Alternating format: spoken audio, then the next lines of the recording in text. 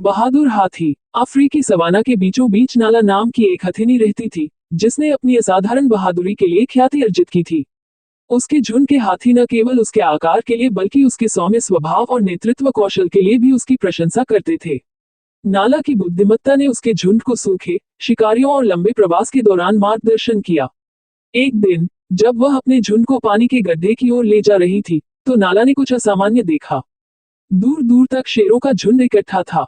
आमतौर पर शेर वयस्क हाथियों के लिए कोई खतरा नहीं पैदा करते थे, लेकिन इस बार एक अलग चिंता थी। एक छोटा हाथी का बच्चा, जो मुश्किल से कुछ हफ्ते का था, कुछ रंग बिरंगे पक्षियों की ओर आकर्षित होकर समूह से दूर चला गया था। छिपे हुए खतरे से अनजान, बच्चा मासूमियत से खेल रहा था। शेरों ने मौका भांपते हुए धीरे धीरे बच्चे की ओर बढ़ना शुरू कर दिया। नाला का दिल तेजी से धड़क रहा था, लेकिन उसने अपना संयम बनाए रखा। उसने जोर से तुरही बजाई, जिससे झुंड के बाकी लोग पंक्ति में खड़े हो गए। जैसे ही शेर करीब आए, नाला ने निडर होकर हमला किया। उसके विशाल पैर बिजली की तरह जमीन पर टकरा रहे थे। उसके हमले से शेर तितर बितर हो गए, लेकिन वे जल्दी से फिर से इकट्ठा हो गए, क्योंकि उन्हें पता था कि वे अकेले रक्षक से अधिक संख्या में हैं। बिना किसी हिचकिचाहट के, नाला शेरों और बछड़े के बीच खड़ी हो गई।